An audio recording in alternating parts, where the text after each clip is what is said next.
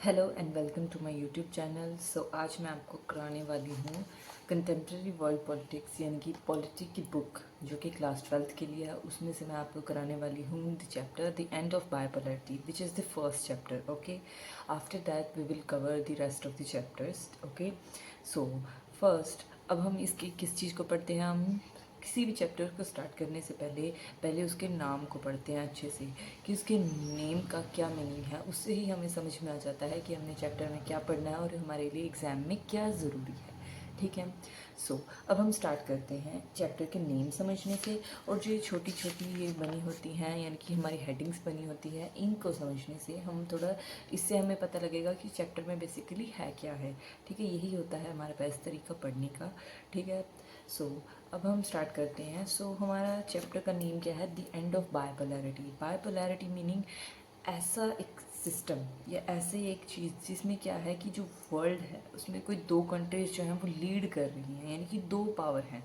Bipolarity meaning two powers. ठीक है, bipolarity meaning two major powers जो कि कंट्रीज़ ही होती हैं, मतलब कोई पर्सन नहीं बट कंट्रीज़ होती हैं। ठीक है, जो कि डोमिनेट करती हैं किसको, डोमिनेट द वर्ल्ड। ठीक है, वो क्या करती हैं, वर्ल्ड को डोमिनेट करती हैं। ठीक है, अब हमने चैप्टर का नेम पढ़ लिया। और इस केस में जैसे कि हमारा इस केस में क्या है, कौन सी कंट्रीज़ हैं वो, the United states and the Soviet union. ठीक है, कौन कौन सी कंट्रीज़ हैं वो, United states and the Soviet union. ठीक है, इसको आपने याद कर लेना है। ठीक है, सोवियत यूनियन की जगह हमारे पास यूएसएसआर भी आ सकता है।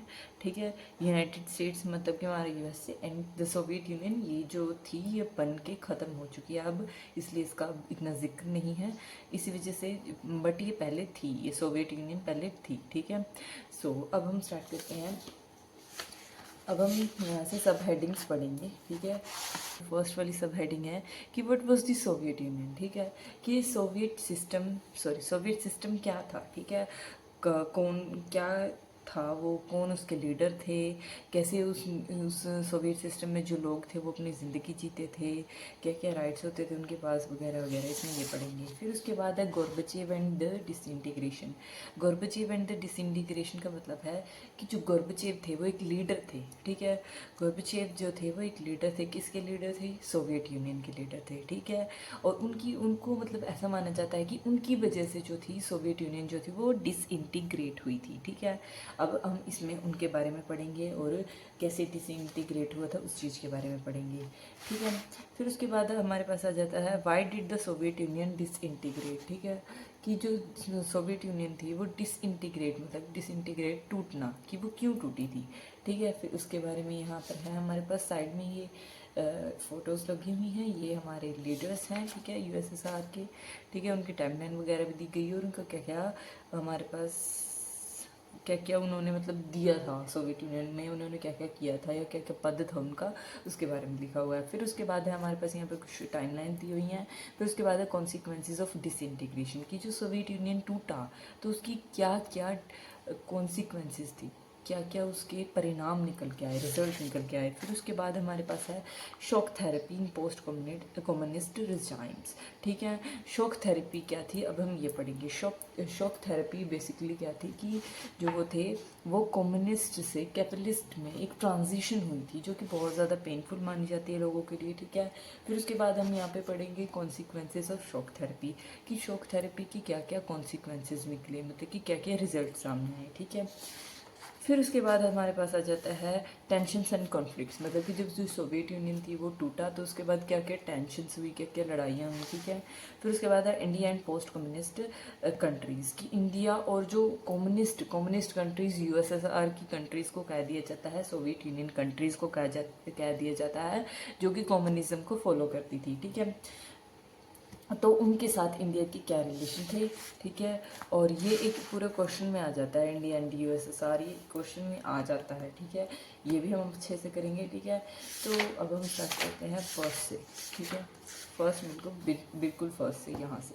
ठीक है, तो अब हम इसका ओवरव्यू लेंगे इस चैप्टर का। ठीक है, अब हमने चैप्टर का नेम को पढ़ लिया है, अब उसके बाद हम इसका ओवरव्यू लेंगे and then we will cover what was the Soviet system, ये हम कवर करेंगे, ये 2 टॉपिक्स हम कवर करेंगे किस चीज़ में, इस वीडियो में। ओके, अब उसके बाद नेक्स्ट वीडियो आएगी, ठीक है।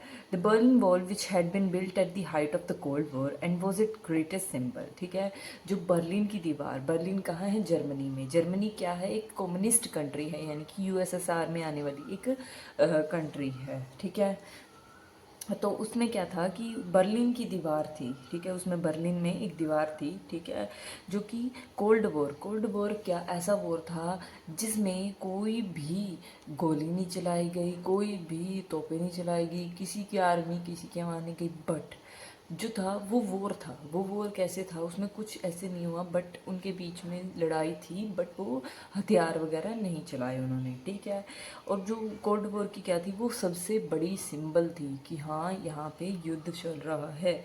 वो एक दूसरे से वैसे नाराज़ थे, बोलते नहीं थे, ये एक दूसरे से संबंध नहीं बनाते थे, ठीक है, क्योंकि उनकी थिंकिंग अलग अलग थी, उनकी आइडियोलॉजीज अलग अलग थी, ठीक है। इसी वजह से उनके बीच में एक दीवार थी जो कि एक्चुअल में थी, ठीक है, बर्लिन वॉल कहते हैं उसे, ठीक है, जो कि उसका सबसे बड़ा सबूत मानी जाती थी, ठीक है। और वो स्टॉपल्ड बाय द पीपल इन 1989, जो कि टॉपल्ड मतलब कि तोड़ दी गई लोगों के द्वारा, जो वहाँ के लोग थे उनके द्वारा ही वो तोड़ दी गई इन 1989, ठीक है।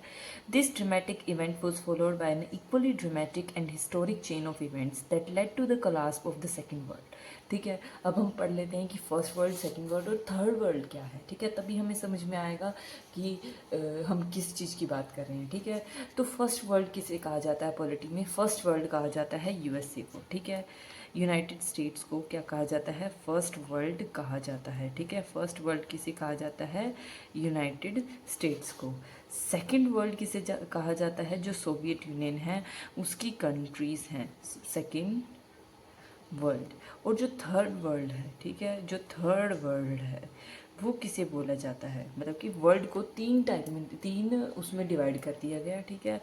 इसमें कौन आते हैं थर्ड वर्ल्ड में, कौन से आते हैं, एशियन एंड अफ्रीकन कंट्रीज़, ठीक है। ये किस में आती है, हमारी थर्ड वर्ल्ड में आती है, ठीक है। फर्स्ट वर्ल्ड में हमारा है यूनाइटेड स्टेट, सेकंड वर्ल्ड में हमारा है सोवियत यूनियन, थर्ड वर्ल्ड में हमारे एशियन एंड अफ्रीकन कंट्रीज़, ठीक है। तो अब हमें इजीली समझ में आ जाएगा कि हम किसकी बात कर रहे हैं, ठीक है। मतलब कि जब वो दीवार, बर्लिन की दीवार तोड़ दी गई लोगों के द्वारा, उसके बाद मतलब कि 1989 के बाद क्या था कि ऐसे ही बहुत सारे हिस्टोरिक इवेंट्स हुए जिसकी वजह से जो सेकेंड वर्ल्ड था वो टूट गया, कोलैप्स हो गया, ठीक है। मतलब सेकेंड वर्ल्ड कौन सा था, सोवियत यूनियन, वो क्या था, टूट गया था। And this at the end of the cold war, और जो कोल्ड वॉर था, क्योंकि द कोल्ड वॉर चल रहा था वो United states and Soviet union के बीच में चल रहा था, ठीक है।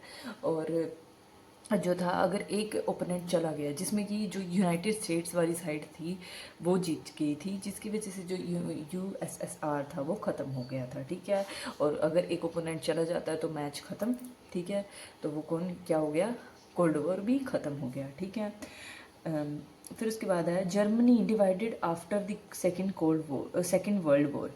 जब दूसरा विश्व युद्ध हुआ था उसके बाद जो जर्मनी थी जो डिवाइड कर दी गई थी, किसमें, east and west Germany, east और वेस्ट में, ठीक है।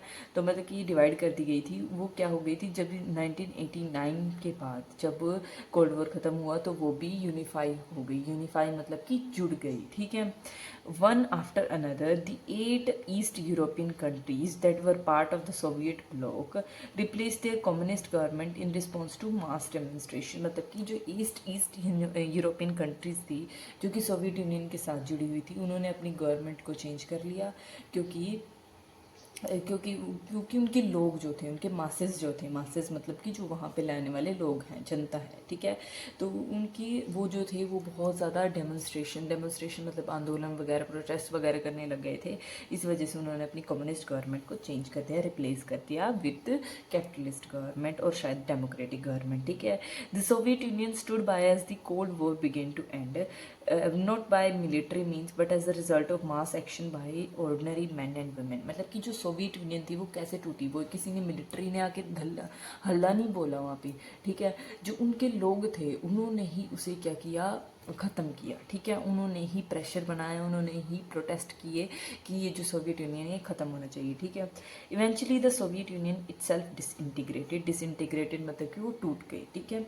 In this chapter we discuss the meaning, the causes and the consequences of the disintegration of the second world. मतलब कि इस चैप्टर में हम मतलब समझेंगे, कारण समझेंगे, परिणाम समझेंगे किस चीज़ के, disintegration of the second world, जो दूसरा विश्व जिसे कहा जाता है, सेकेंड वर्ल्ड की जिसे कहा जाता है, यानी कि सोवियत यूनियन और यूएसएसआर, उसके टूटने के हम कारणों के बारे में पढ़ेंगे, परिणाम के बारे में पढ़ेंगे और उसका मतलब भी समझेंगे। We also discuss what happen to the part of the world after the collapse of communist regimes and how India relates to these countries now, ठीक है। मतलब कि हम इसमें क्या एक और चीज़ क्या डिस्कस करेंगे कि उस पार्ट ऑफ द वर्ल्ड के साथ क्या हुआ जो कि किस चीज़ से रिलेटेड था, यूएसएसआर से रिलेट करता था, ठीक है। उसके साथ क्या हुआ और इंडिया उनके साथ कैसे रिलेट करता है, ठीक है। अब हम इन पिक्चर्स के बारे में पढ़ लेते हैं। ये विजिबल अच्छे तरीके से नहीं है क्योंकि ये थोड़ी ब्लर है, ठीक है, मेरी बुक में ब्लर है, ठीक है। तो थोड़ा आप अपनी बुक खोल लीजिए, ठीक है। सो फर्स्ट हमारे पास है, हम समझते हैं कि जो बर्लिन की वॉल थी ये हमारे पास आ सकता है 2 मार्क में, क्या सिंबलाइज करती थी और कब टूटी थी, ठीक है। क्या सिंबलाइज करती थी और कब टूटी थी, अब हम इसे पढ़ेंगे, ठीक है। जो बर्लिन वॉल थी वो किस चीज़ को सिंबलाइज करती थी, division between the capitalist and the communist world, ठीक है। किस चीज़ को वो करती थी, वो सिंबलाइज करती थी, डिवीजन बिटवीन द कैपिटलिस्ट। अब हम कैपिटलिस्ट एंड कम्युनिस्ट वर्ल्ड के बारे में भी समझेंगे, ठीक है। And communist